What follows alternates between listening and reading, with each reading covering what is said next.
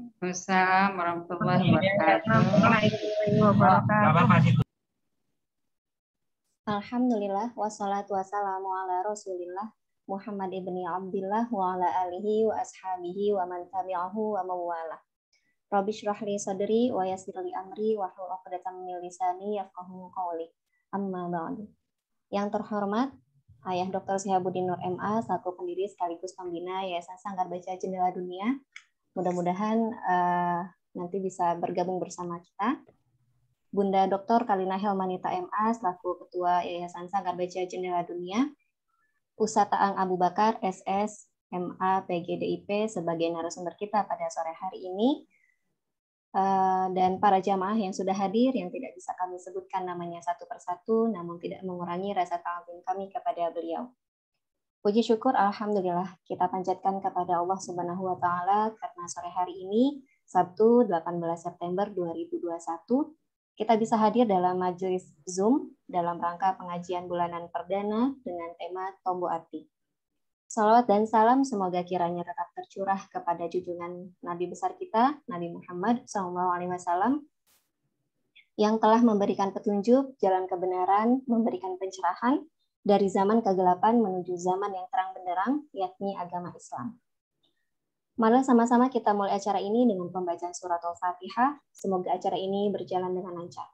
Ala hadiniyah wa ala kulli niyatin shalihah wa ila hadratin nabiyil mustafa Rasulillah sallallahu alaihi wasallam. Al-Fatihah. A'udzubillah. Bismillah.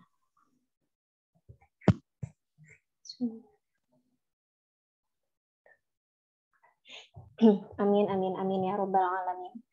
Acara selanjutnya yaitu pembacaan ayat suci Al-Quran yang akan dilantunkan oleh Kak Guru Muhammad Ajat Sudrajat. Kepadanya dengan segala hormat disilahkan. Assalamualaikum warahmatullahi wabarakatuh. Waalaikumsalam warahmatullahi wabarakatuh. أعوذ بالله من الشيطان الرجيم بسم الله الرحمن الرحيم إنا كفيناك المستهزئين الذين يجعلون مع الله إلها آخر فسوف يعلمون ولقد نعلم أنك يضيق صدرك بما يقولون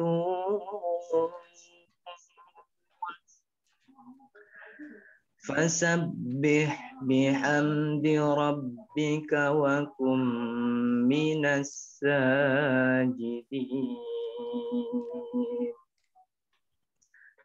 واعبد ربك حتى يأتيك اليقين صدق الله العظيم. Assalamualaikum warahmatullahi wabarakatuh. Waalaikumsalam warahmatullahi wabarakatuh. Sadaqallahul azim. Terima kasih kami sampaikan. Semoga kita semua termasuk orang-orang yang mencintai dan dicintai Al-Quran. Amin. Baiklah, izinkan saya Upi Zahra untuk memandu pengajian bulanan perdana kita pada sore hari ini. Sebelumnya mungkin sebagian kita bertanya-tanya ya, kenapa sih Yayasan Sanggar Baca Jendela Dunia mengadakan pengajian bulanan? Jawabannya untuk merecharge kembali batiniah kita. Bukan hanya lahiriah saja yang di-recharge, apalagi handphone kita ya, tetapi batiniah kita juga harus di-recharge, diisi kembali. Agar apa? Agar tidak kosong dan hampa. Agar mengingat kembali fitrah kita sebagai manusia dan hambanya, juga meningkatkan keimanan kita kepada Allah Subhanahu wa taala. Sesuai dengan tema pengajian bulanan kita pada sore hari ini adalah Tombo Ati. Ini dijadikan tema awal pengajian bulanan kita karena untuk mengingatkan kita pentingnya obat hati. Mengingat kurang lebih hampir 3 tahun kita diserang virus yang sebelumnya tidak pernah kita ketahui. Bukan hanya menyerang fisik atau lahiriah saja, tetapi batinnya kita pun diserang. Banyaknya mengeluh, kurangnya bersyukur. Seperti itu. Dan tema ini juga mengingatkan kita semua, khususnya saya, pada pelajaran IPS sejarah atau sejarah kebudayaan Islam ya, tentang Wali Songo. Di mana salah satu dari Wali Songo menciptakan lagu ini. Kira-kira siapa ya? Kira-kira ada yang masih ingat? Siapa? Para jemaah? Topik. Itu penyanyinya kau nih, penciptanya. Iya. Jadi Raden Maulana Makdum Ibrahim atau yang kita kenal dengan Sunan Bonang, gitu ya. Dan beberapa tahun terakhir banyak para musisi baik penyanyi solo maupun grup band yang menciptakan lirik lagu bernuansa Islami atau religi. Salah satunya Opik ya yang tadi kau sebutkan, yang menyanyikan lagu Tombo Ati dengan nuansa Jawa tradisional, sendu sekali terdengar dan menenangkan hati. Namun kita di sini bukan ingin membahas tentang lagu-lagu ya, melainkan belajar dan mengkaji. Sebenarnya apa sih Tombo Ati? Untuk itu tidak berpanjang kalam, saya persilahkan narasumber kita sore hari ini, Ustadz Aang Abu Bakar, SE, SMA, PGDIP. Kepada beliau dengan segala hormat, disilahkan.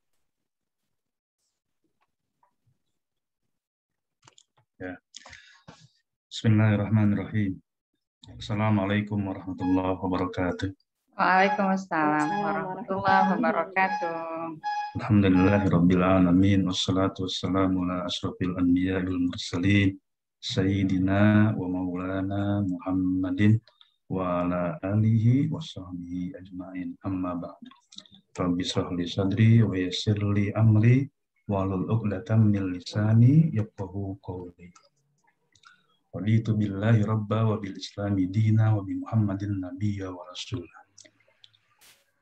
Bapak, Ibu, saudara-saudaraku sekalian, alhamdulillah pada sore hari ini kita bisa bermuajah kembali, walaupun kembali masih lewat virtual, karena keadaan belum memungkinkan untuk kita offline.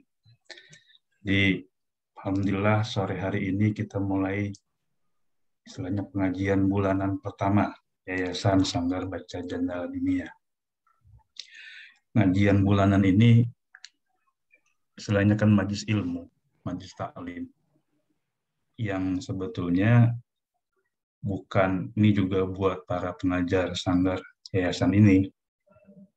Seperti pernah saya sampaikan bahwa mengajar dan belajar itu sama pentingnya. Kenapa? Karena buat seorang guru, buat kita-kita yang seorang guru, itu sama pentingnya dengan kita butuhnya dengan murid. Artinya bukan hanya murid atau jamaah saja yang butuh mungkin tadi Kak dibilang recharging atau untuk mengecas kembali pengetahuan yang mungkin pernah dibaca, pernah dengar, pernah sampaikan. Tapi juga bagi guru itu ada pentingnya. Saya teringat dengan ketika mengaji dengan Kiai Ahmad Dimyati Badiuzzzaman. Beliau ini salah seorang ketua MUI di kota Depok, ketua umum MUI sekarang di Depok. Beliau meriwayatkan dalam kitab beliau, namanya itu Al-Muhazzab fi Ilmil Akhlaq.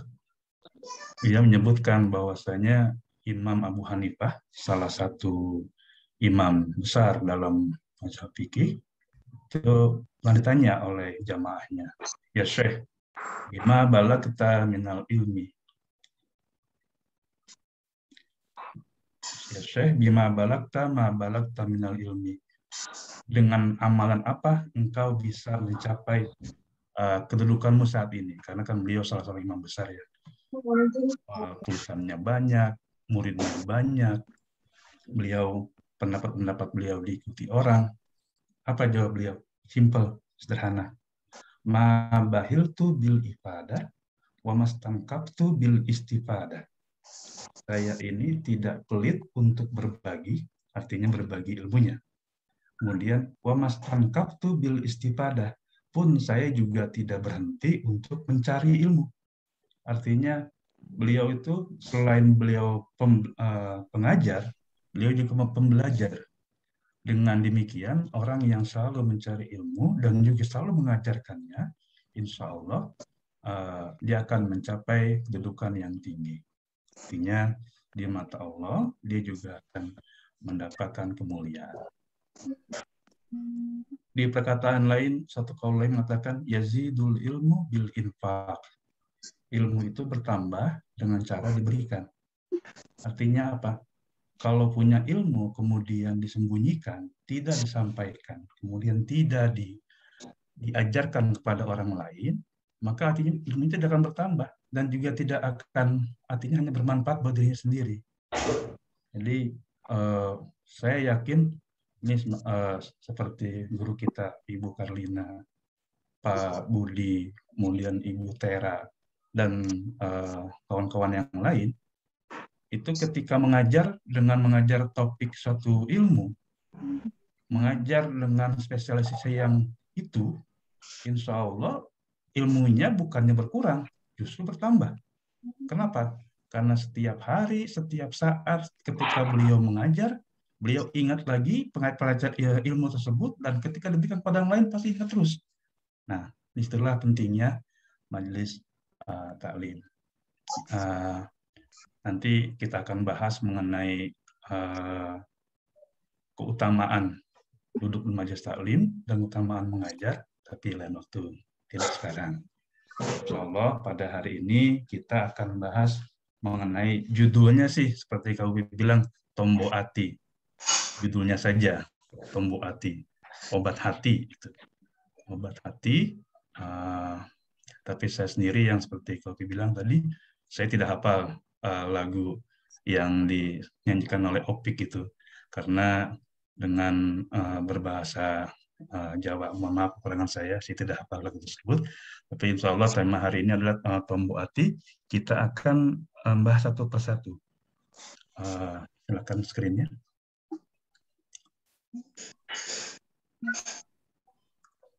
Silakan Kak Iwan. Nah, hati, kolbu. Jadi kalau kolbu itu sebagian orang mengartikan bukan hati tapi jantung. Tapi itu tidak, saya tidak akan bahas mengenai jantung atau hati tersebut, karena yang pasti secara fisik ada satu daging, ada suatu bagian dari organ tubuh kita yang dia mempunyai makna jasmanian dan makna ruhanian. Hati misalkan, hati secara fisik, secara jasmani itu penting bagi tubuh kita. Dia termasuk yang menyaring darah, kemudian berada fungsi-fungsi kesehatan lain yang kalau hatinya secara fisik terganggu, maka secara organ tubuh yang lain pun terganggu. Itu secara fisik.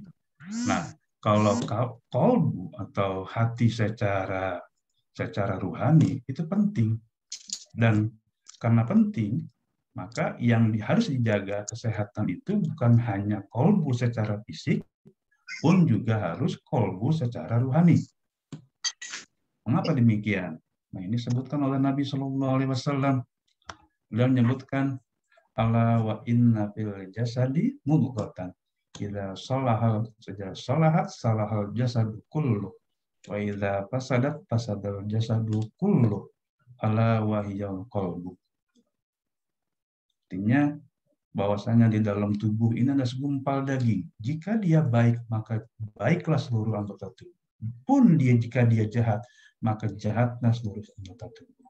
Allah wa yal qalbu. Jadi Rasul itu sudah memperingatkan sejak awal bahwa qalbu itu penting. Qalbu itu raja. Dia yang memandoi kamu, ini tangan kamu kemana, kemudian ini mata lihat kemana, kaki ini melangkah kemana. Kalau kita ini kan baik, kalau kita kita dalam tubuh hati ini selalu mengarah kepada kebaikan, insya Allah seluruh anggota tubuh pun kita akan baik. Karena apa? Dalam hadis lain Rasulullah sebutkan innamal a'malu binniyat wa innamal likulli imri'in ma nawa, bahwasanya segala sesuatu itu tergantung niatnya, dan bagi semua orang itu tergantung apa yang diniatkan. Nah, niat adanya di mana? Kan dalam hati. Ketika di dalam hati, niatnya itu bagaimana? Ini kita misalkan mau sekolah kuliah, niatnya apa? Kita kerja, niatnya apa? Kemudian kita pas lulus, niatnya apa? Jadi bagaimana niat tersebut sangat penting. Niat dan juga hati kita yang dijaga kesehatannya itu sangat penting bagi kita. Kemudian yang kedua, qalbu itu ibarat kaca. Kaca itu apa namanya? Kalau kata Imam Ghazali itu, kotoran itu bagaikan maksiat itu atau dosa itu bagaikan kotoran yang melekat di kaca tersebut. Artinya apa? Kalau semakin banyak kotoran, semakin menempel dia. Tapi kalau tidak dibersihkan, maka itu akan menempel terus, ada berkerak. Jadinya hati yang kaca itu hati yang kotor, kalau dia semakin ditumpuk tanpa sempat dibersihkan atau tanpa tempat disucikan kembali, maka dia akan mengarahkan seluruh anggota tubuh kita bukan dalam kebaikan. Kan dalam amal Nabi sebutkan watbi'is sayyata al-hasanata. Jadi kalau habis melakukan hal yang buruk, lakukan yang baik. Artinya apa? Namanya manusia kan mahalul khata' wan nisyan. Ini bukan berarti diulang-ulang terus dosanya. Ketika habis melakukan sesuatu yang nilai buruk, kemudian dia diikuti tobat, istilahnya tobatnya dengan melakukan kebaikan. Ini habis melakukan A, maka kita melakukan B. Nah, itu. Jadi ada kotoran, bersihkan lagi. Ada dosa, sucikan lagi. Itulah makanya sebut qalbu ibarat kaca. Dan ingat, Allah berfirman, Allahu nurus samawati wal ardh. Allah itu cahaya. Jadi Allah itu an-nur. Allah itu kan cahaya. Cahaya itu kan kebalikannya kegelapan. Nah, kalau seseorang dalam hatinya gelap, kalau dirinya itu selalu kegelapan, hatinya, perasaannya, otaknya gelap, itu semua, maka semua organ tubuhnya yang lain pun akan mengikuti kegelapan tersebut. Makanya hati sangat penting. Istilahnya sekarang itu, mungkin kalau dikaitkan dengan istilah kesehatan sekarang, perlu detoksifikasi hati. Jadi namanya hati itu harus didetoksifikasi. Harus ada upaya untuk jangan sampai kotoran bertumpuk terus dan nggak pernah dibersihkan. Nah, kemudian secara bahasa itu kan qalbu itu artinya bolak-balik.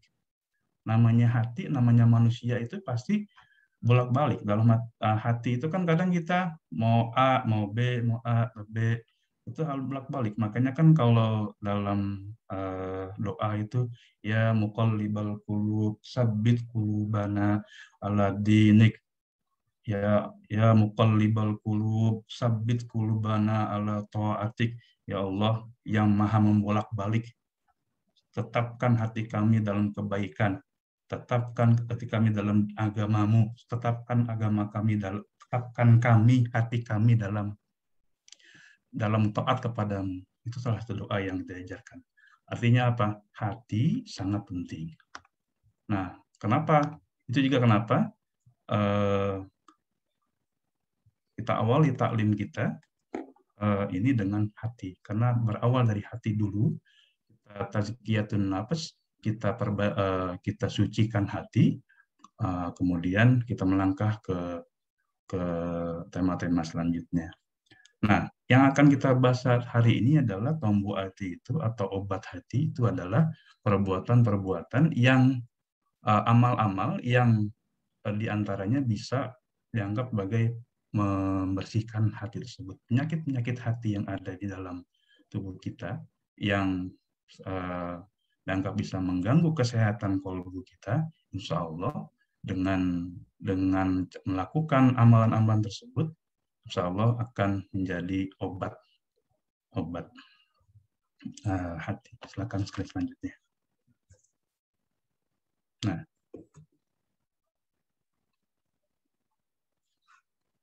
ini dimulai dengan sholawat sa'adah. Kenapa sebut sa'adah? Sa'adah itu artinya senang, bahagia. Karena disampaikan bahwa orang yang sering sholawat ini hatinya bahagia. Kan kita pernah bahas tentang keutamaan sholawat di pertemuan yang lalu. Kita bahas tentang keutamaan sholawat. Nah, ini diantaranya adalah salah satu sholawat yang kita bisa amalkan setiap hari, dan insya Allah keberkahan sholawat itu akan kembali berpulang kepada kita. Dan ini yang saya sampaikan ada 6 perkara ini, kan kalau yang dengan opik itu kan ada 5, kemudian yang diajarkan oleh Syekh Imam Bonang itu kan 5. Kenapa ada 6 tambahkan? Ini ya saya dapatkan dari Ustaz Arifin Ilham. Jadi ketika beliau zikir, biasanya ada selawat ini dibaca di akhir zikir. Di akhir ketika beliau sedang tausiah, selalu sampaikan selawat ini. Dan perlu saya sampaikan juga bahwasanya 6 perkara ini adalah diantara saja. Tidak berarti 6 ini harus ini saja yang diamalkan. Ini diantara amalan-amalan yang dianggap bisa mengobati penyakit hati. Ketika kita dibilangkan ada namanya galau, gelisah, kemudian gundah gulana, itu kan manusiawi sebetulnya. Itu manusiawi. Nah, bagaimana supaya kita bisa mengobati kegalauan tersebut? Bagaimana kita mengobati kegelisahan tersebut? Bisa jadi karena gelisah itu karena dosa, bisa jadi karena ada hal-hal yang membuat kita berpikir keras, kemudian dalam hatinya itu perlu sesuatu yang bagaimana cara mengambil keputusan yang pas untuk ini apa. Nah, hatinya itu yang kita dengan 6 perkara inilah yang insya Allah kalau kita amalkan, insya Allah hati akan tenang, jiwa pun menjadi tentram. Apa saja? Mari kita baca selawat ini. Bismillahirrahmanirrahim. Allahumma sholli wa sallim ala Sayyidina wa maulana Muhammadin adada ma fi ilmillahi sholatan daimatan bidawami mulkillahi. Obat hati itu ada 6 perkara. Yang pertama, baca Quran dengan makna. Yang kedua, sholat malam jangan lupa. Yang ketiga, bergaul dengan ulama. Yang keempat, menjalankan ibadah puasa. Yang kelima, zikir lama mesti biasa. Yang keenam, sholat di masjid bersama-sama. Insya Allah, Allah akan menolong kita. Maafkan suara saya yang pas-pasan, tapi insya Allah tidak mengurangi hikmat lagu ini. Yang penting maknanya yang terkandung dalam syair tersebut. Silakan dilanjutkan.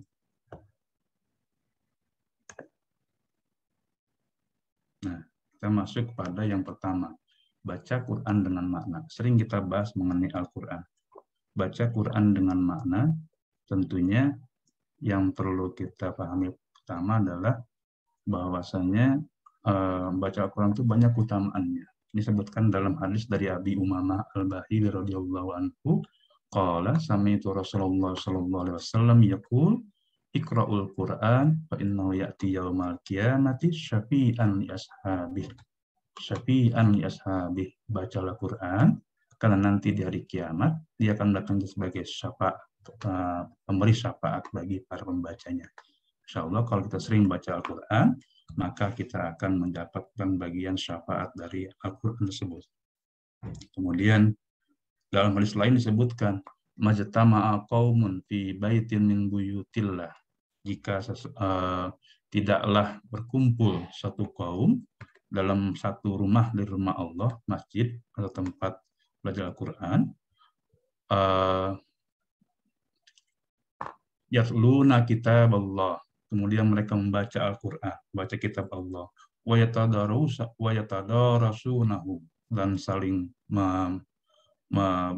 tadarus itu membaca kemudian mempelajarinya, bainahum di antara mereka, illa nazalat alaihimus sakinah, kecuali akan turun pada mereka sakinah, ketenangan, wagosyathumur rahmah, dan akan siram dengan rahmat, wahabbathumul malaikah, dan akan dinaungi oleh malaikat, wazakarahumullahu fi man indah, dan Allah akan menyebutkan mereka sebagai bagian dari orang yang di sisinya, artinya diakui oleh Allah sebagai hambanya. Kan enak tuh. Disebutkan oleh Nabi bahwasanya itu ada dua hadis tersebut itu menyebutkan bahwasanya membaca Al-Quran itu sangat penting. Itu baru baca Qurannya, belum baca maknanya. Sekarang pertanyaannya adalah, seringkah kita membaca Al-Quran?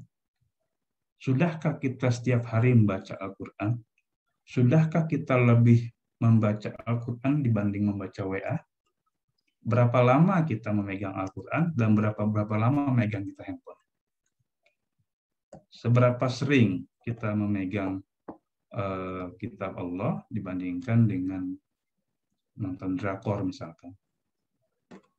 Jadi namanya membaca Al-Quran itu kuncinya begini. Jangan mencari waktu luang untuk membaca Al-Quran, tapi luangkan waktu untuk membaca Al-Quran. Ingat, jangan mencari waktu luang untuk membaca Al-Quran, karena namanya waktu luang hanya waktu kita sudah selesai dari semua pekerjaan, baru waktu luang. Sementara kalau kita luangkan waktu untuk membaca Al-Quran, kapanpun, dimanapun kita bisa membaca Al-Quran. Ketika di kereta membaca Al-Quran, bisa. Ketika di bis, ketika berkumpul di bis, kita bisa membaca Al-Quran. Dimanapun, kapanpun, yang penting tempatnya itu suci dan bisa untuk membaca Al-Quran, maka kita baca Al-Quran. Kalau tidak dalam bentuk mushaf, kan sekarang bisa di-download dari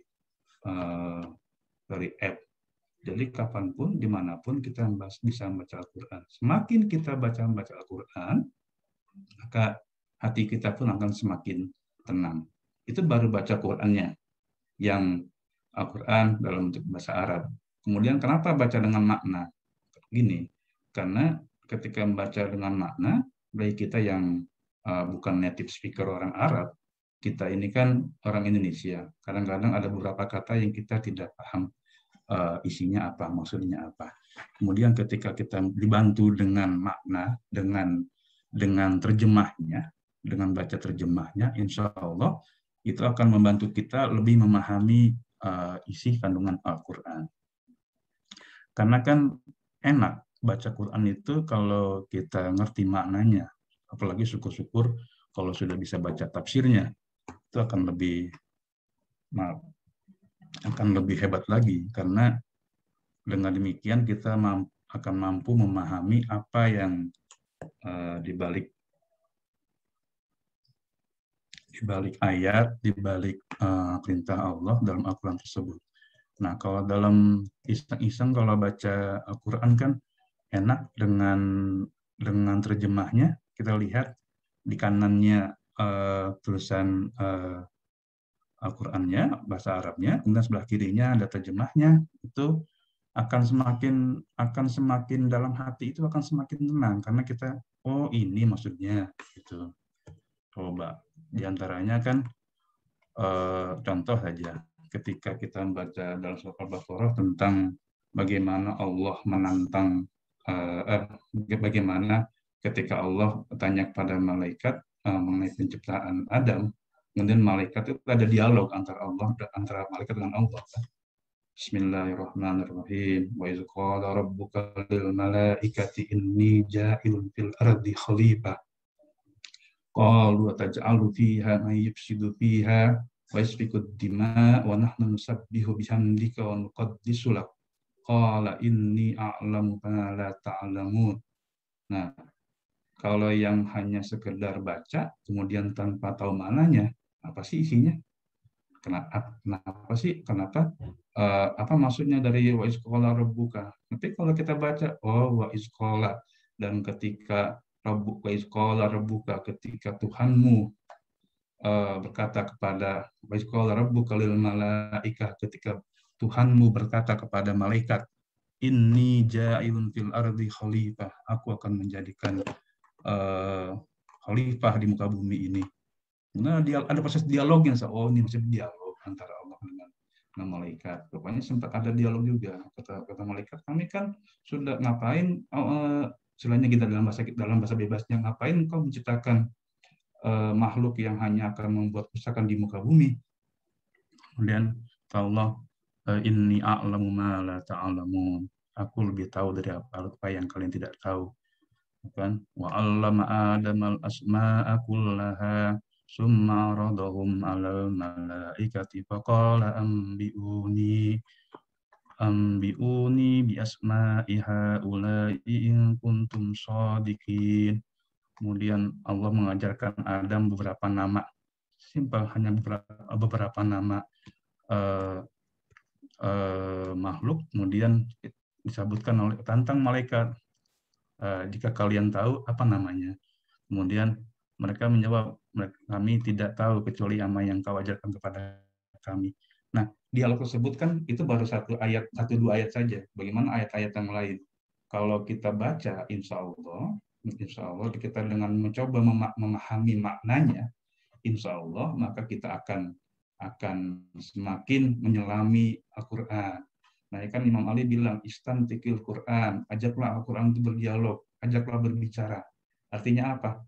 Baca dulu, kemudian coba dipahami, oh ini maknanya. Artinya ketika kita baca kalamullah, baca Al-Quran itu kan kalamullah. Ketika membaca kalamullah, kita beda dengan Allah. Oh, Allah maksudnya seperti ini. Kemudian kalau yang pemahamannya nanti diterangkan hadis-hadis, baca tafsir yang kemudian menjelaskan ini maksudnya.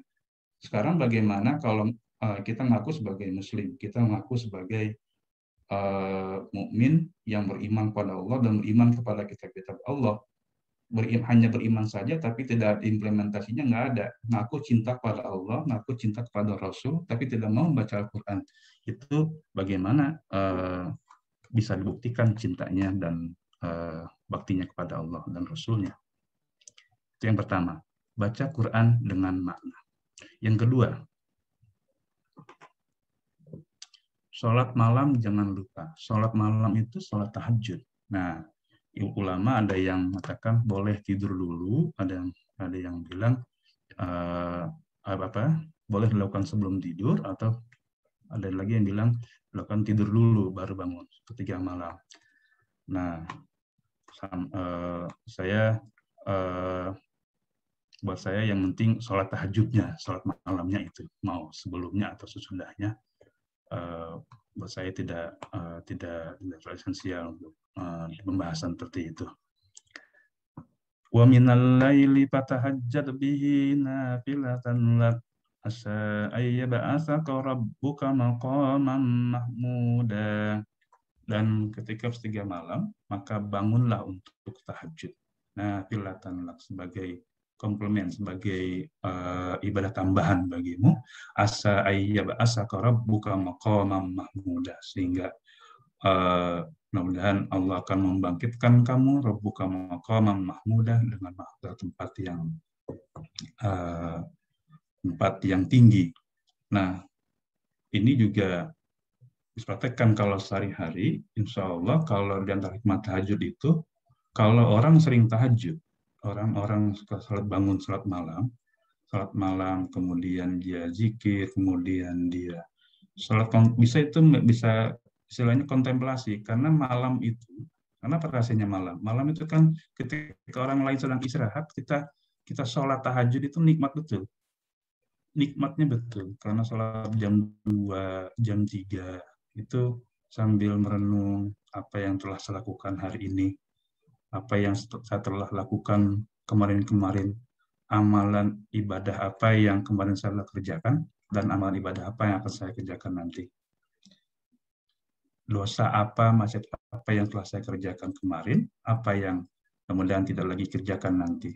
Artinya malam itu kita kontemplasi sambil sholat, sambil setelah sholat kita berdiam diri, maka akan adanya perenungan dalam hati kita.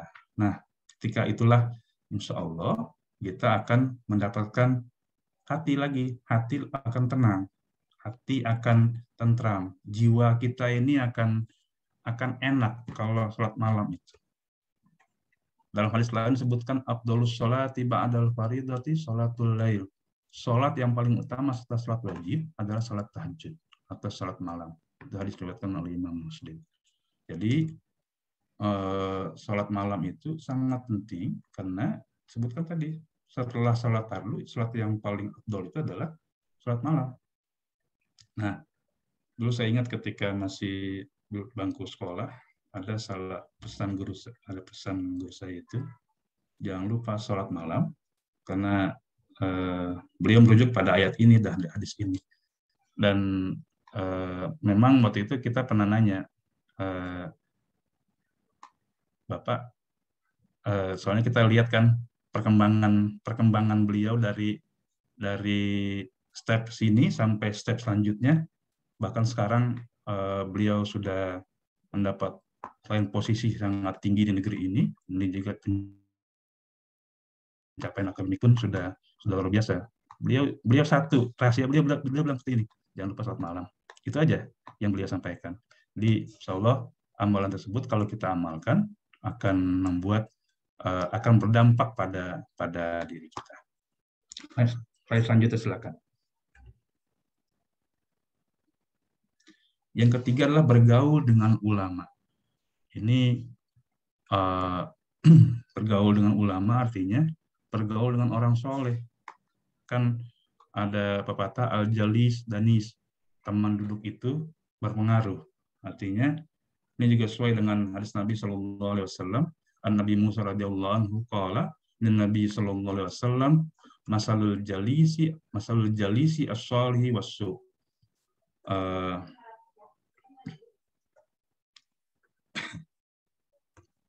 Kahamil miski wa nafihil kil. Fahamilul miski imma ayyuhziyaka wa imma antabta'a minhu wa imma antajida minhu rihan. Kemudian kalau wa imma wa nafihul kiri imma an yuhrika siyabaka wa imma antajida rihan habisatan. Jadi kalau dalam hadis Nabi ini sebutkan bahwasanya Abi Musa radhiyallahu anhu berkata, Rasulullah SAW bersabda tentang bagaimana pengaruh orang baik dengan orang buruk itu seperti penjual minyak wangi dengan pembuat besi. Ini perumpamaan ya, bukan berarti dua itu adalah yang satu pasti orang soleh, yang satu orang buruk. Tidak, ini hanya perumpamaan. Karena Rasulullah bilang, kalau duduk dengan orang penjual minyak wangi, maka bisa jadi dia itu ayyuhziyaka wa imman tabta'a minhu wa imman tajida minhu rihan tayyibatan. Bisa jadi dia akan hanya mencium saja atau bisa membeli dari dia, yang penting dia akan kebawa wangi. Kemudian kalau ketika duduk dengan dengan pembuat besi atau pandai besi, bisa jadi percikan apinya itu bisa mengenai baju dia, kemudian juga bisa jadi ada bau yang kurang enak dari pembakaran besi itu. Ini maksudnya. Artinya teman itu berpengaruh. Ketika kita berteman, ketika kita bergaul, ketika kita sering bergaul dengan ulama, maka kita pun akan kebawa mereka. Kenapa? Karena Kita bergaul dengan orang-orang soleh, kita kan akan berketularan. Insya Allah akan berketularan. Ketularan baik, ketularan soleh. Kan kalau ngumpul dengan para ulama, dengan orang-orang soleh seperti itu, kawan kita lah, kawan kita yang kita anggap baik. Kalau sedang ngumpul, kemudian masuk waktu zuhur, ya sholat dulu. Minimal kita ke bawah sholatnya. Kalau yang kurang baik kan antara sholatnya, bahkan bisa jadi abai sholatnya seperti itu. Itu contoh sederhananya. Kemudian dalam hadis lain Rasulullah sebutkan almar'u ma'aman ahabba. Setiap orang nanti di hari kiamat akan dikumpulkan bersama orang yang ia cintai. Artinya kalau dia sekarang cintanya sering berkumpulnya dengan para ulama, dengan orang yang soleh, orang yang baik, insya Allah nanti pun ketika berkumpul di hari kiamat pun akan dikumpulkan dengan orang yang beliau cintai itu. Kita cinta pada Nabi, kita cinta pada ulama, maka insya Allah nanti kita akan berkumpul pun dengan para Nabi, dengan para ulama. Kalau dalam sebuah hadis kan sebutkan al ulama'u warasatul anbiya. Nah, warasat itu sering disalah terjemahkan dengan pewaris para nabi. Ulama itu pewaris para nabi. Saya ingat ketika ngaji dengan guru kami Kiai Ali Mustafa Yakub, beliau pengasuh pesantren Darussunnah, beliau bilang itu sering salah terjemahkan, sebetulnya bukan pewaris tapi ahli waris. Jadi beliau bilang Rasul Anbiya itu ahli waris, karena kalau pewaris artinya orang yang mewarisi, sementara ahli waris adalah orang menerima waris. Itu. Jadi tidak tepat kalau ulama itu pewaris para nabi. Artinya kalau gitu berarti ulama yang mewariskan kepada nabi. Itu kalau secara bahasa kurang tepat kalau diartikan dengan pewaris. Itu beliau bilang. Kembali ke sini, berarti bergaul dengan ulama itu, insya Allah kita mencari penularannya, kita mencari duduknya, kita mencari bergaulnya, sering-sering berkumpul dengan orang soleh, sering-sering berkumpul dengan orang jujur, berkumpul dengan orang yang baik, insya Allah kita pun akan menjadi baik. Tapi kalau sering-sering berkumpul dengan orang yang kurang soleh, kurang baik, ya sebaiknya pergaulan itu dibatasi, tidak dalam untuk bergaul dan berakrab-akrab dengan seperti itu. Karena seperti Nabi bilang tadi, kalau dengan duduk orang menjual minyak wangi akan kebawa wanginya, kalau duduk dengan pembuat pandai besi akan kebawa bau besinya. Seperti itu. Itu contohannya. Silakan slide selanjutnya. Nah, ini adalah obat hati yang kita adalah jalankan ibadah puasa. Itu tentu lain puasa Ramadan. Karena kita tahu kalau Ramadan itu pasti dan itu wajib kalau puasa Ramadan. Dan yang saya masukkan di sini adalah menjalankan ibadah puasa yang sunnah, Senin Kamis, ada Tasu'a dan Asyura Muharram. Tasu'a itu 9. Jadi kalau dalam ilmu hadis disebutkan dengan sunnah hamiyah. Kalau seingat saya itu namanya sunnah hamiyah. Kenapa? Karena Nabi itu belum sempat. Beliau baru ingin puasa pada 9 Muharram, tapi beliau keburu wafat.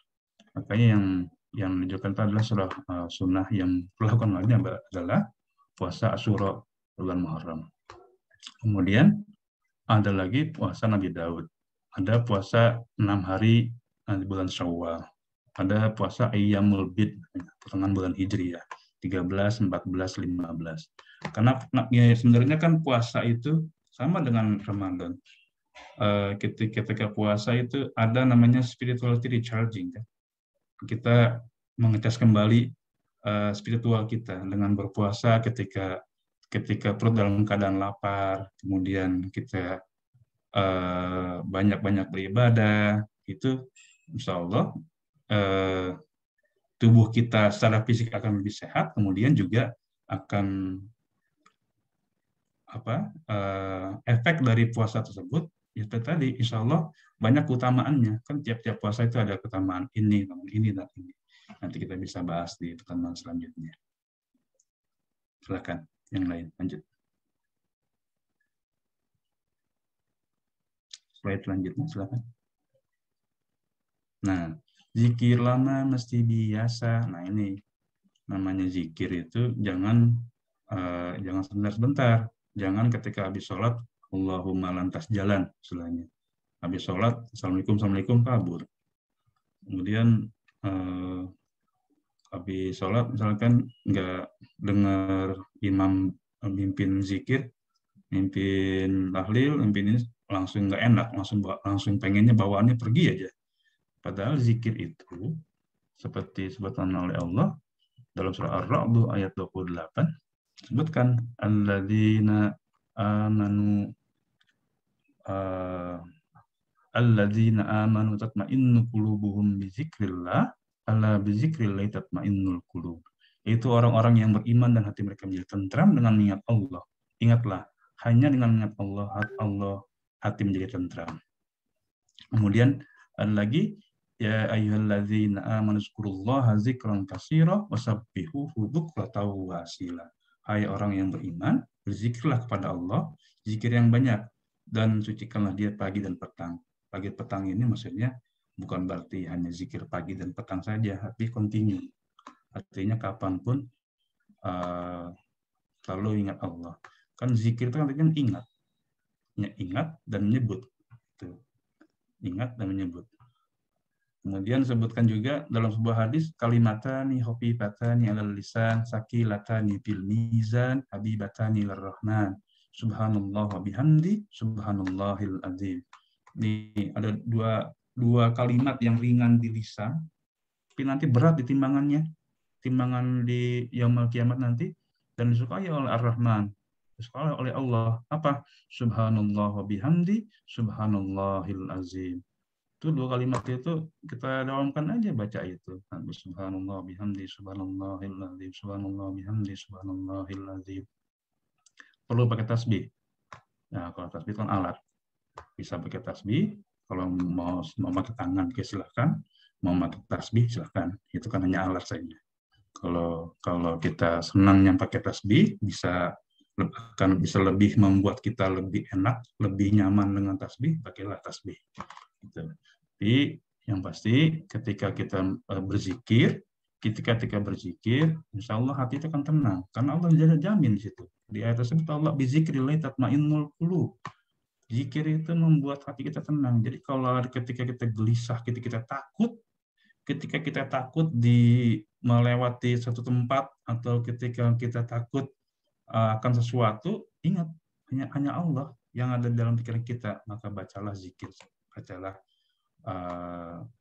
kalimat-kalimat tasbih, tahmid, takbir, dan tahlil. Insyaallah dengan baca, dengan banyak mengingat Allah, hati kita pun akan tenang dan tentram. Silakan selanjutnya. Nah, ini yang keenam atau terakhir, obat hati itu adalah sholat di masjid bersama-sama, berjamaah. Sholatul jamaah tetap dulu sholatul fardhi bisabi'in wa isrina darajah. Sholat jamaah itu lebih utama 27 derajat dibanding sholat sendirian. Ini dalam hadis Nabi. Kemudian kullu khutwatin yahtuha ila sholati yuktabu lahu biha hasanatun wa yumha anhu biha sayyi'atun. Setiap langkah menuju tempat sholat itu akan dicatat sebagai kebaikan dan akan menghapus kejelekan. Artinya makanya kalau ada masjid jangan lupa nama sholat jamaah mah penting. Kalau enggak sholat di masjid dekat kita, yang dimanapun kalau ada masjid, sholatlah. Kenapa? Karena setiap langkah menuju tempat sholat itu akan dicatat sebagai kebaikan. Jangan remehkan sholat jamaah. Dan sholat berjamaah itu bukan hanya bermakna kita ibadah mahdoh kepada Allah saja, tapi kita juga ibadah kepada mahdoh. Jamaah, berkumpul, berjamaah dan bersama, insya Allah dimensi sosialnya pun ada. Karena kenapa? Karena kita ketemu dengan orang, ketemu kawan kita, ketemu sahabat kita. Dengan sering ketemu, insya Allah akan timbul ukhuwah, akan timbul persaudaraan yang akan lebih erat. Dan itu kan yang diharapkan dari setiap mukmin. Kan al-mu'minu lil mu'mini kal bunyan yashuddu ba'duhu ba'dan. saling menguatkan satu sama lain. Jadi kalau jamaah itu semakin sering berjamaah, semakin kita sholat rutinkan, dawamkan sholat berjamaah, insya Allah hati kita pun akan menjadi tenang. Itu. Ingat lagi, namanya obat hati yang sampaikan tadi. Pertama, obat hati itu ada 6 perkara. Yang pertama, baca Quran dengan makna. Yang kemudian yang kedua, sholat malam jangan lupa. Yang ketiga, bergaul dengan ulama. Yang keempat, menjalankan ibadah puasa. Yang kelima, zikir lama mesti biasa. Kemudian yang keenam, sholat di masjid bersama-sama. Insya Allah, Allah akan menolong kita. Demikian yang bisa saya sampaikan sore hari ini. Terima kasih atas segala perhatian. Mohon maaf atas segala kekurangan. Assalamualaikum warahmatullahi wabarakatuh. Waalaikumsalam warahmatullahi wabarakatuh. Masya Allah, luar biasa sekali apa yang disampaikan oleh Ustaz Aan. Terima kasih Ustadz. Jadi obat hati yang tadi ada 5 ya, yang disampaikan oleh Sunan Bonang atau yang dinyanyikan oleh Opik. Nah, ada tambahan 1 lagi ya, para jemaah, yaitu sholat di masjid secara berjamaah atau bersama-sama. Di mana memang sholat ketika sholat berjamaah itu pahalanya lebih besar dibandingkan dengan sholat sendirian ya. Baik, jadi sebenarnya memang tombok hati atau obat hati itu banyak sekali atau hal yang bisa kita aplikasikan dalam kehidupan sehari-hari ya Ustadz ya. Bahkan ibadah yang kita terapkan dalam kehidupan sehari-hari tanpa kita sadari itu sebenarnya adalah obat hati ya, obat hati dari masing-masing diri kita. Nah, baiklah Ustadz dan para jamaah yang hadir, kita akan buka sesi tanya jawab. Nah, bagi yang ingin bertanya, silahkan raise hand atau tuliskan di kolom chat. Baik Ustadz, sambil menunggu para hadirin dan jamaah yang mau bertanya, saya boleh bertanya dulu nih Ustadz. Nanyanya jangan susah-susah ya. Enggak Ustadz, insya Allah gampang Ustadz. Udah. Jadi gini Ustadz, kita sebagai manusia biasa, khususnya saya misalnya Ustadz. Yeah. Jadi bagaimana sih jika di diri kita itu masih ada rasa hubud dunia atau cinta berlebih kepada dunia gitu Ustadz. Nah, dari tombok hati ini, dari 6 perkara ini, kira-kira yang mana duluan nih Ustadz yang bisa kita terapkan dan kita istiqomahkan biar hubud dunia itu sedikit demi sedikit bisa terkikis gitu Ustadz, atau bisa kita balancekan dengan keadaan akhirat seperti itu. Mohon penjelasannya Ustadz. Ya, terima kasih Kak Upi. Ya, jadi namanya hubud dunia itu, cinta dunia itu tidak dibolehkan kalau berlebihan. Kenapa? Artinya cinta kepada dunia yang berlebihan sampai melupakan akhiratnya. Nah, ini karena Allah sendiri bilang dalam surah Al-Qasas ayat 77, Allah berfirman, A'udzubillahi minasyaitonir rajim, wabtaghi fima ataqallahu daral akhirah wa la tansa nasibaka minad dunya. Jadi carilah kebahagiaan nanti di kampung akhirat, maksudnya akhirat nanti. Amalan-amalan kita harus kerjakan untuk mencapai akhirat, tapi wala tansa nasibaka minad dunya, jangan lupa nasibmu di dunia. Jadi antara Islam itu mengajarkan dunia akhirat itu harus balance. Harus balance. Artinya kalau dalam tubuh kita ada hubud dunia, ya itu manusiawi. Kenapa? Karena namanya mencintai dunia, tapi yang bilang tadi, jangan berlebihan, jangan sampai menjadikan dunia sebagai satu-satunya tujuan. Artinya kalau sekarang kita Allah kan menciptakan kita untuk beribadah kepadanya. Wa ma khalaqtul jinna wal insa illa liya'budun. Nah, untuk beribadah itu gimana caranya? Untuk beribadah itu kan perlu alat, misalkan kita untuk haji misalkan. Memang walillahi wan-nasi hijjul baiti man istata'a ilaihi sabila. Allah majukan untuk haji kepada Baitullah. Tapi untuk haji kan perlu modal. Untuk haji kan kita perlu biaya. Nah, itu berlakulah kaidah usul fikih, ma la yutimul wajib illa bihi fahuwa wajib. Kalau sesuatu yang wajib itu kemudian tidak sempurna, kalau tidak dengannya, maka jadi wajib. Artinya apa? Kalau sekarang kita mau kewajiban kita untuk ke Mekah, kita butuh biaya. Nah, kita harus kerja dulu untuk mencapai biaya tersebut. Nah, jadinya wajib. Makanya tadi saya bilang di tagline ngaji ini, perlu Pak sampaikan tadi. Tadi sampaikan di tagline, saya ingin pengajian ini yang pertama, namanya ibadah itu harus khusyuk. Ini ungkapan dalam bahasa Sunda, ibadah khusyuk, kemudian gawe fardu, kerja itu wajib, kemudian ngaji kudu, ngaji itu harus. Kemudian yang keempat, ulin itu perlu. Ulin itu main atau wisata atau keluar dari rumah untuk jalan-jalan itu penting. Artinya apa? Yang dicapai itu balance-nya. Hidup itu harus balance. Kerja saja tidak boleh. Kan ada namanya work-life balance kan. Kerja saja tidak boleh kerja terus. Workaholic boleh kerja senang kerja. Tapi kemudian jangan lupa bahwa ya kalau sudah berkeluarga, bahwasanya kalau suami, istrinya punya hak. Kemudian anaknya punya hak. Bahkan tubuhnya pun punya hak. Jangan sampai karena keasikan bekerja, kemudian matanya sampai ngantuk sekali, dipaksakan terus. Itu nggak boleh, zalim namanya itu.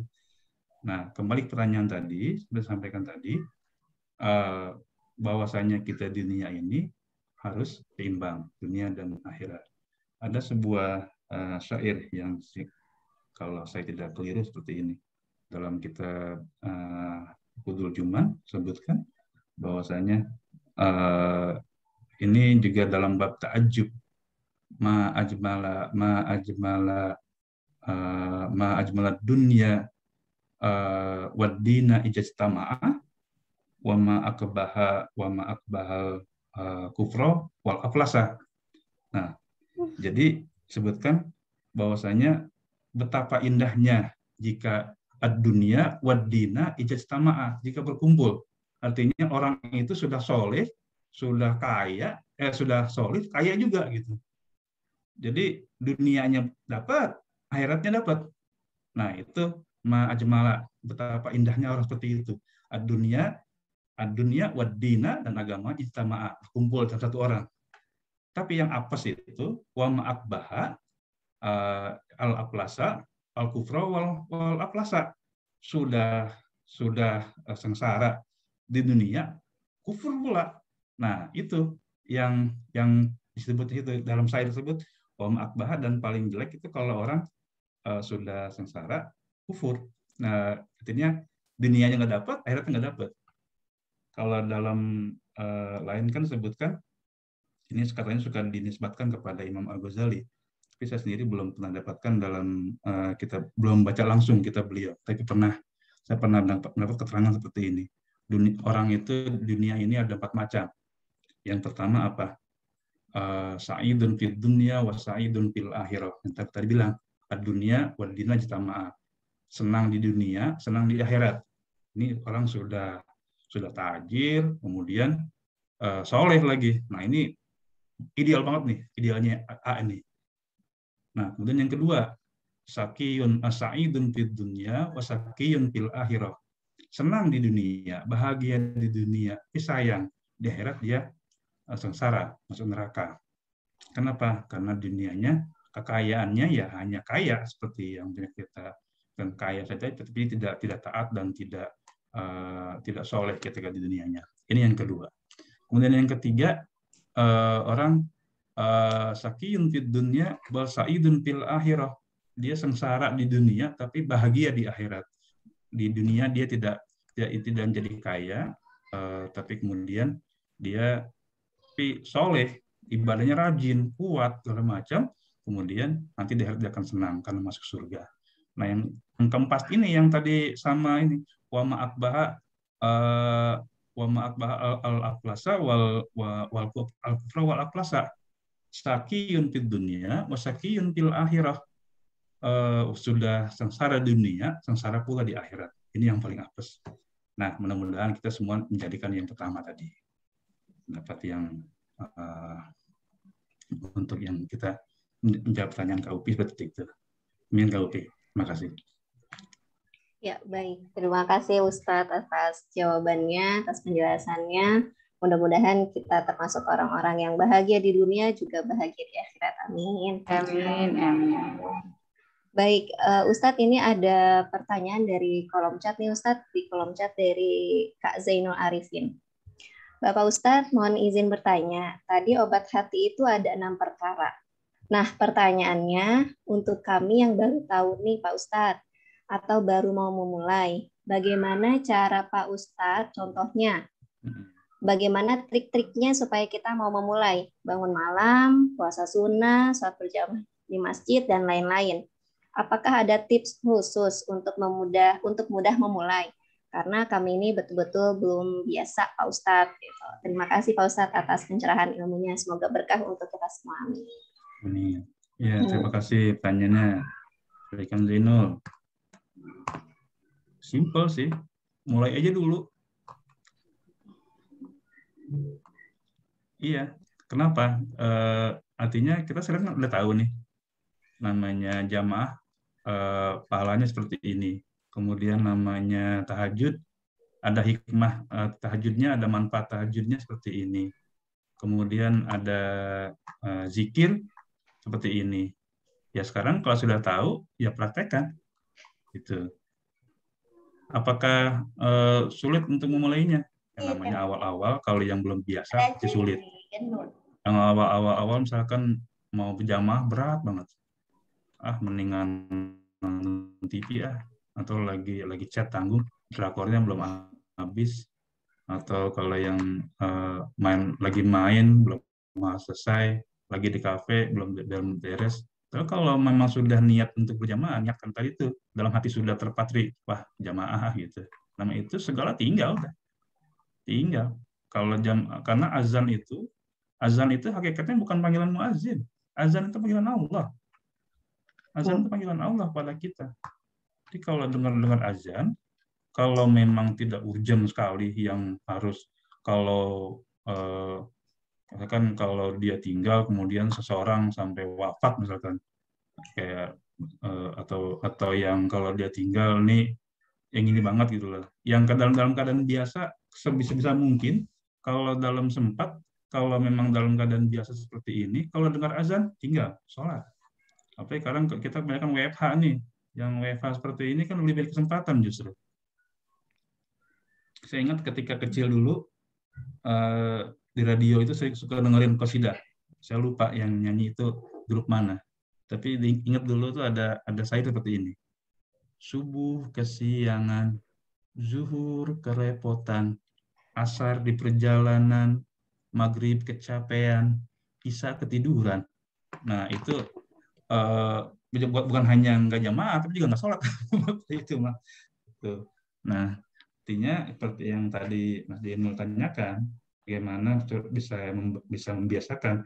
Yaitu seperti salah satu iklan di TV yang suka kita dengar, salah satu toko online kan bilang, mulai aja dulu. Mulainya dulu. Mulai dari sekarang. Mulai dari hal yang terkecil, kata Agin kan, mulai dari hal terkecil, mulai dari sekarang, gitu. Jadi kalau seperti jamaah, niat sholat tahajud itu, kalau diniatkan, kita niatkan nih, kita pengen bangun. Biasanya kalau bangun jam 2, pengen bangun jam 2 gitu, biasanya bangun itu. Ataupun kalau belum terbiasa, pasang alarm.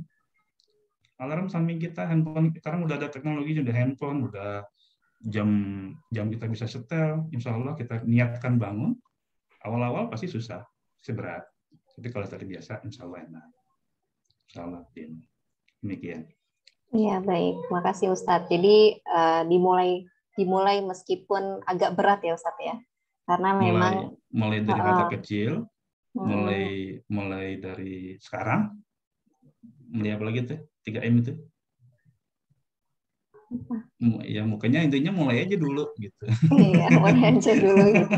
Ya gitu Kak Zainul, jadi dimulai aja dulu gitu ya. Iya, kalau nggak dimulai nggak mulai. Allah memaksain ya Ustaz. Allah memaksain kata kawan. Iya, Masya Allah. Kalau sudah biasa, kalau sudah bisa pasti biasa. Gimana? Sudah biasa? Ya, seperti itu gitu. Allah bisa karena biasa. Nah, betul. Gitu ya. Berarti memang dimulai dulu dari hal yang terkecil, dimulai dari sekarang, lebih baik telat daripada nggak sama sekali, begitu mungkin kali sering.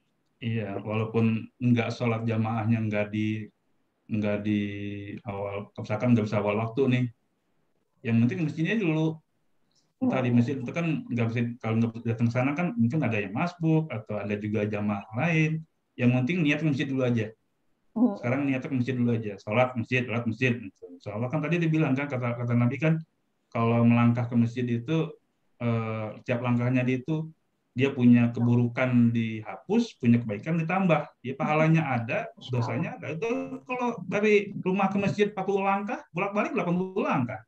80 dosa hilang, 80 pahala bertambah. Itu nikmat luar biasa kan. Tabungan tuh buat nanti akhirat. Masya Allah. Iya Ustadz. Baik, terima kasih Ustadz atas penjelasannya, dan mungkin dari para jamaah ada yang ingin bertanya lagi? Saya Kak. Oh Kak Iwan, ya silakan Kak Iwan. Iya baik. Izin Pak Ustadz, Kak Upi, saya mau bertanya. Saya ini seorang laki-laki yang biasa, orang-orang biasa aja, yang seringkali kalau ketemu sama orang lain, kalau misalnya orang lain itu suka berkata-kata yang nggak sesuai sama perasaan saya, itu saya sakit hati Ustadz. Nah, atau kalau mungkin sekarang bisa dikenal dengan sebutan baper atau bawa perasaan. Nah, jadi gampang baper tuh Ustadz. Kalau misalnya ada orang yang mau kemana gitu kan baru datang. Enggak, saya ada urusan gitu. Memang saat itu ada urusan, tapi memang nggak pernah peduli kamu mah sama acaraku. Misalnya gitu Ustadz. Nah, saya langsung sakit hati Ustadz. Saya langsung sebel banget sama dia Ustadz.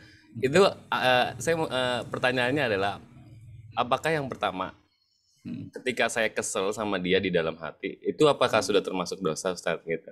Terus yang kedua, apakah itu penyakit hati? Kalau memang iya, yang ketiga, bagaimana Ustadz cara ngobatin penyakit hati yang ngedumel itu Ustadz? Karena kalau udah ngedumel tuh kayak, wah udah kemana-mana. Nah dasar dia juga nggak sepeduli itu kok gitu kan?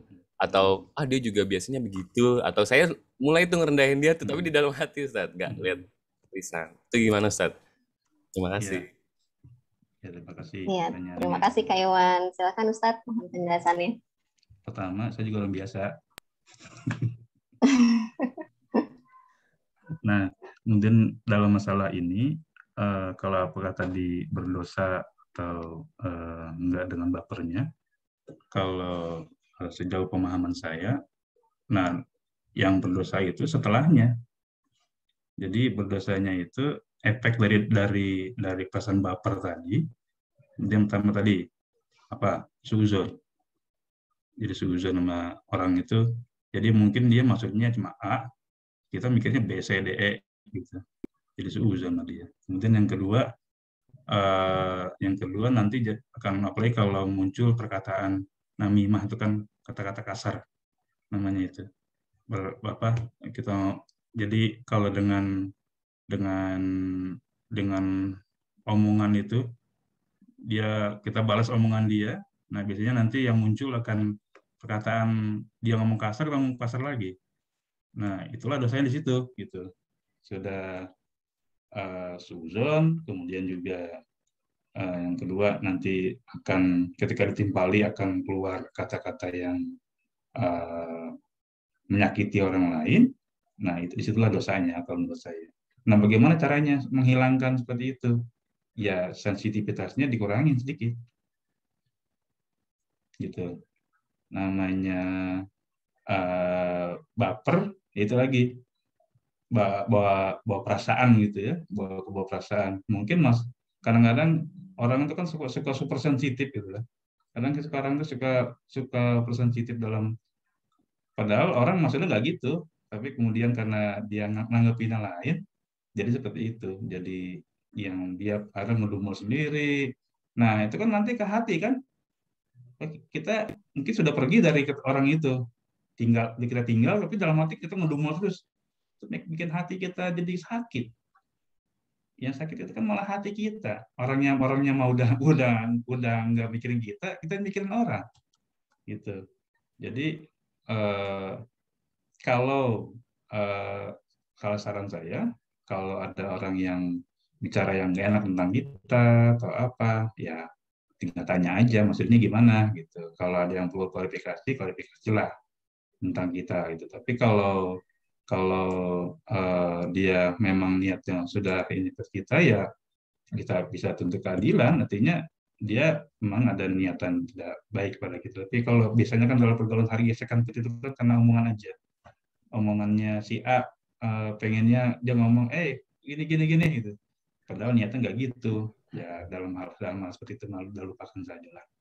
Lupakan saja kalau ada orang menanyakan hal yang tidak enak gitu. Bisa jadi orang itu mah sudah lupa dengan perkataannya.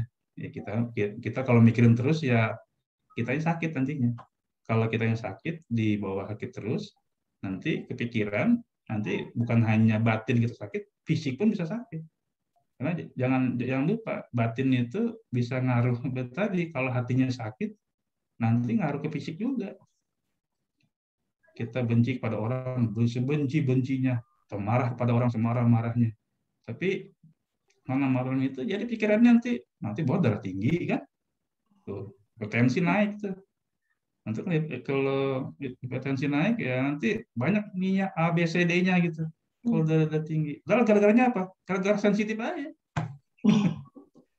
Gara-gara sensitif dalam hati, nggak terima diomongin orang, atau langsung naik, tensi naik, kemudian panas dingin, gelisah, mau tidur nggak bisa, nggak enak, nggak bisa tidur, nanti bawaannya sakit badan kita, badan rentak-rentak, nggak bisa kerja, nggak bisa nyari nafkah, malah hal yang wajib buat kita malah ketinggalan. Mestinya kita mah udah sholat jamaah, mestinya sudah bisa mencari nafkah, gara-gara cuma dengar omongan orang, jadi malah sakit hati. Nah, makanya tadi itu obatnya itu di antara 6 itu diantaranya 6 itu diantaranya. Kalau dengerin itu mudah merem aja, dan kita ya zikirlah dalam hati, insya Allah akan lupa sendiri. Aja. Gitu Mas Iwan. Ya baik, terima kasih banyak Ustadz. Masya Allah, berkah selalu Ustadz. Amin. Amin. Iya. Baik, terima kasih Ustadz.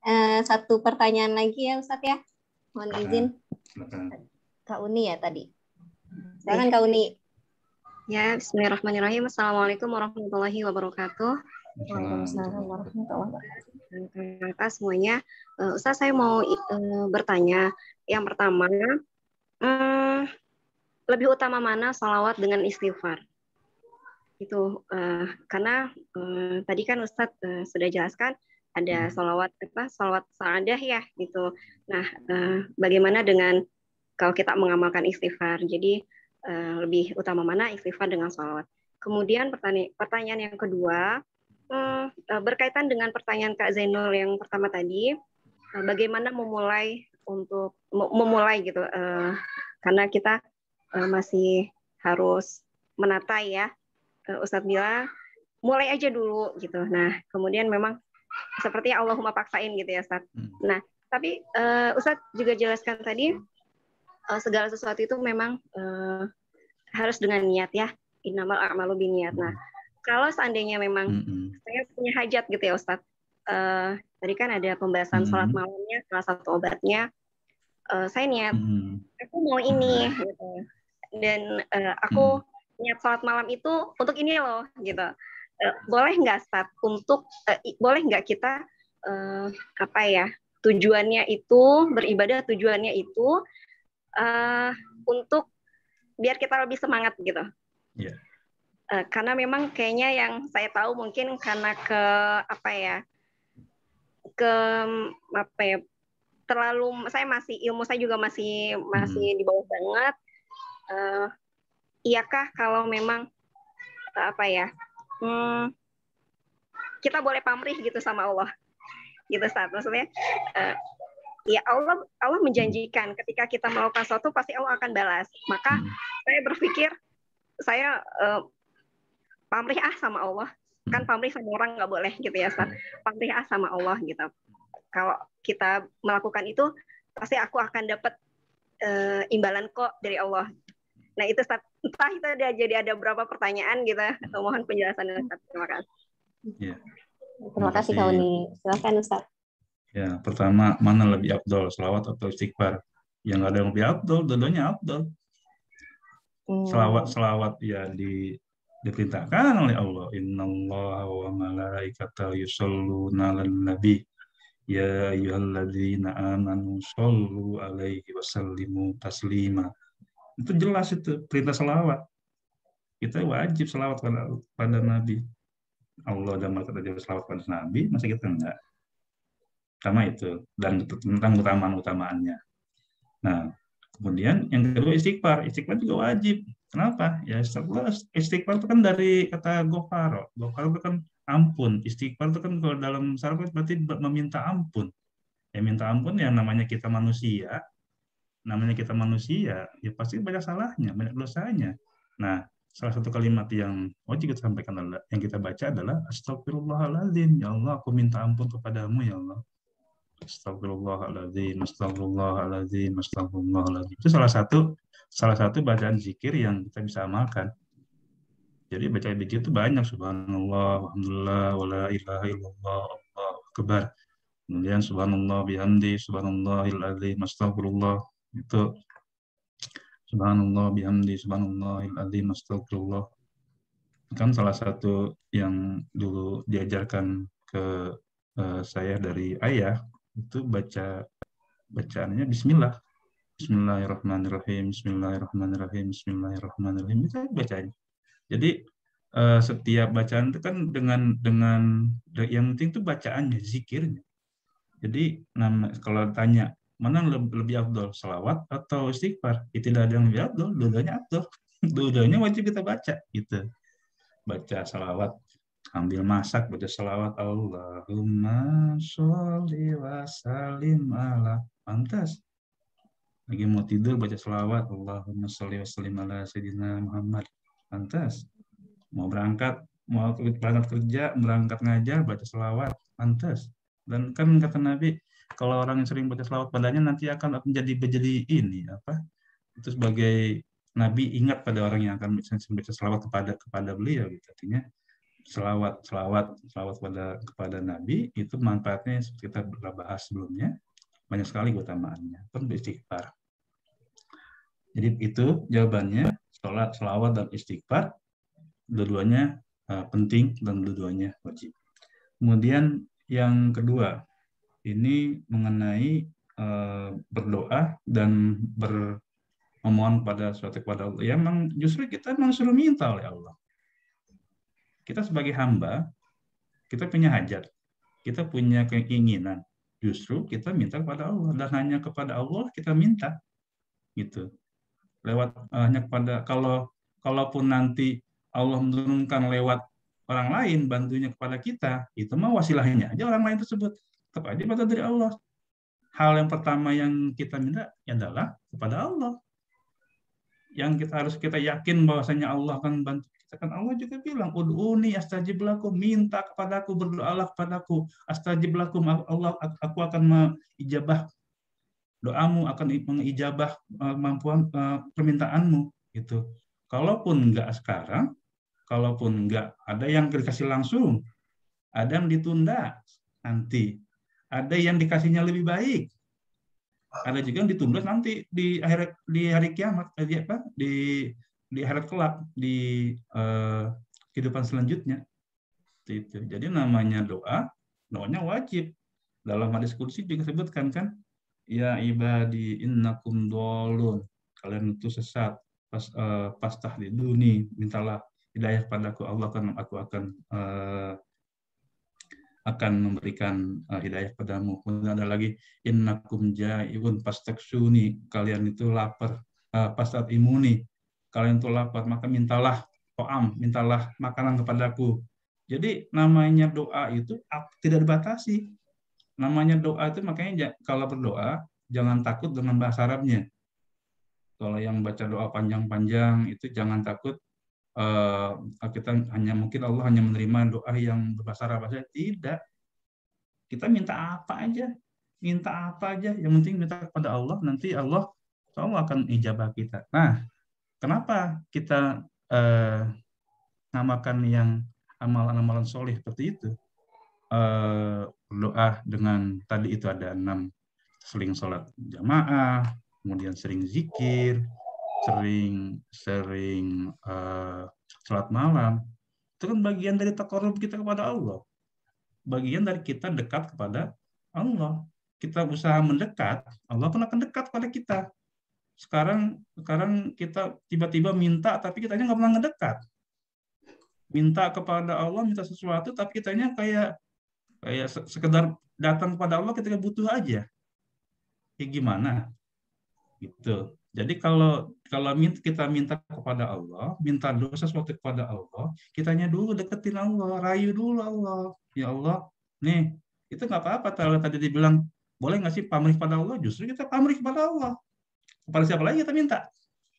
Justru kita pamrih, ya Allah. Aku ini hamba-Mu, ya Allah. Aku lagi butuh ini, ya Allah. Minta.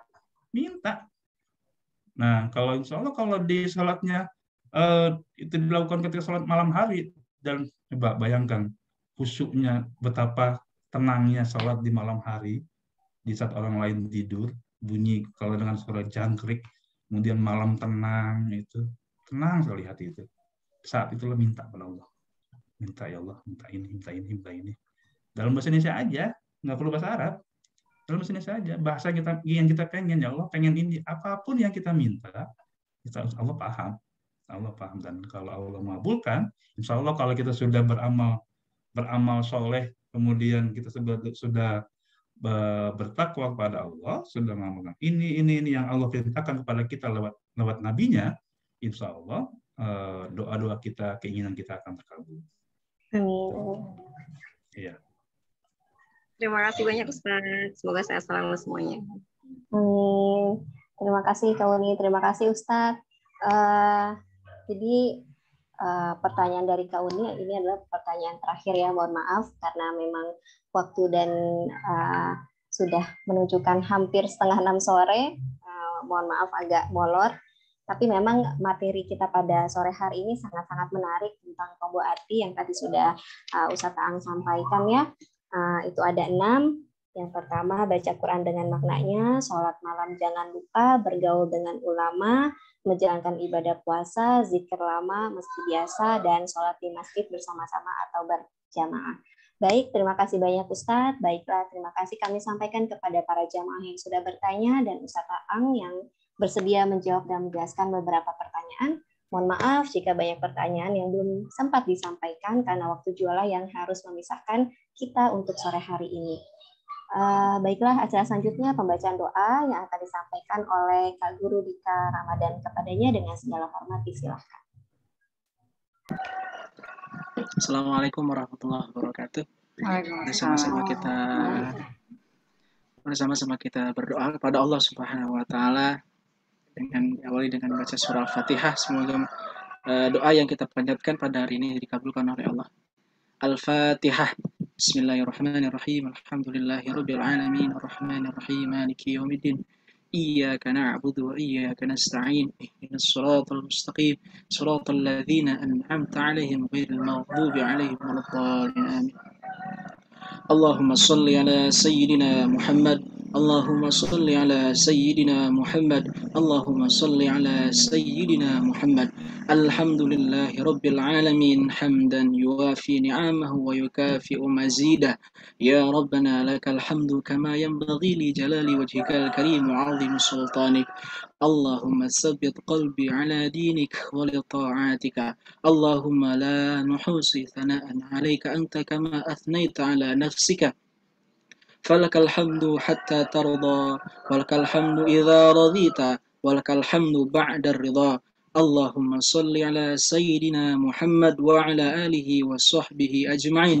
اللهم إنا نسألك أن تغفر ذنوبنا وتوسع رزاقنا وتفتح لنا جميع أبواب خيراتك في دنيا وأخرانا وتبلغ جميع مقاصدنا وبلغ مرادنا بالخير وما نوينا من نية صالحة برحمتك يا أرحم الراحمين. اللهم إنا نسألك العفو والعافية والمعافاة دائمة في الدين والدنيا والآخرة اللهم إنا نسألك أن ترحمنا آباءنا وأمهاتنا وجدنا وجداتنا ولمشايخنا ولسائر الإخواننا من المسلمين والمسلمات والمؤمنين والمؤمنات الأحياء منهم والأموات إنك قريب مجيب دعوة فيا قاضي الحاجة اقضي حاجاتنا برحمتك يا أرحم الراحمين اللهم افتح قلوبنا فتوح العارفين واجعلنا علماء عاملين صالحين محفوظين مرزوقين مخلصين مباركين أينما كنا برحمتك يا أرحم الراحمين اللهم حصل مقاصدنا وبلغ مرادنا بالخير يا الله اللهم حصل مقاصدنا وبلغ مرادنا بالخير يا الله اللهم حصل مقاصدنا وبلغ مرادنا بالخير برحمتك يا أرحم الراحمين اللهم ارزقنا رزقا حلالا واسعا طيبا مباركا اللهم ارزقنا رزقا حلالا واسعا طيبا مباركا اللهم ارزقنا رزقا حلالا واسعا طيبا مباركا وصلى الله على سيدنا وعلى آله وصحبه وسلم سبحان ربك رب العزة عما يصفون وسلام على المرسلين والحمد لله رب العالمين تقبل يا Amin, amin, amin ya rabbal alamin. Terima kasih kami sampaikan. Dengan doa yang disampaikan, maka berakhir pula lah pengajian bulanan kita pada sore hari ini. Saya selaku pembawa acara pamit undur diri. Untuk itu kami mengucapkan terima kasih yang sebesar-besarnya kepada Ustadz Aan Abu Bakar MA, seluruh panitia dan seluruh jamaah yang sudah hadir. Kami mohon maaf jika selama acara dari awal hingga akhir terdapat kekurangan, kekeliruan, dan juga kekhilafan. Insya Allah kita bertemu lagi bulan depan dengan tema-tema yang tidak kalah menariknya. Jangan lupa tagline dari Ustadz Aang, ibadah khusyuk, gawe fardu, ngaji kudu, dan ulin perlu. Wallahul muwaffiq ila aqwamit thoriq, wal afu minkum. Wassalamualaikum warahmatullahi wabarakatuh. Waalaikumsalam. Terima kasih Ustadz Aang, terima kasih Kak Upi, Terima kasih Ustadz terima Aang, kasih ya Bunda. Tera. Ya Bunda. Ayah baru datang, Ayah baru kelihatan. Ayah sudah setengah jam yang lalu, satu jam yang lalu ya. Oke, baik Kak. Terima kasih Ustadz Aang, Bu Tera. Yuk, Sesi foto. pamit ya semuanya. Sesi foto dulu Bunda. Oh, boleh. Ustadz Aang, kita kapan offline? Bu Tera, kita kapan offline? Bisa. Kapan Kak kita? Iwan, tolong dipanggil ya Kak Iwan. Kapan kita offline? Buruk ini. Mama Bun, Razi. Kita foto dulu Bun. Oh iya. Yang belum kelihatan, belum on cam, mohon on cam. Oke, baik. Kita akan sesi foto dulu yang masih off kamera agar segera bisa menyalakan karena agar untuk dokumentasi ya. Jadi bulan yang berikutnya nanti insya Allah bisa lebih banyak lagi dan masyarakat di luar Sanggar Baca Jendela Dunia juga bisa lihat gitu. Oke, siap-siap. On frame. 3, 2, 1. Oke, baik. Sekali lagi ya, karena itu tadi formal. Kita belum sambil gaya bebas. Ya, mungkin sekali lagi sambil gaya. Gimana? Ini benar. Oh gini. Ya, gitu ya. Oke, baik. Siap-siap. Tera. 1, 2, 3. Iya, terima kasih semuanya. Terima kasih Ya, semuanya. makasih, Kak Iwan. Selamat maghriban ya. Dadah. Assalamualaikum. Kak Najma, makasih Kak Naj. Makasih Kak Iwan, Kak Najma. Kak Upi, Kak Uni, Kak Uli. Ya. Mama Razi pun Ibu. ada Mama Terima kasih ya semuanya. Marazi, Buruk terima Mini, kasih. kasih semuanya. Kak Holia, semuanya ya. Ya Bunda. No. Kak Lela, makasih Kak Lela.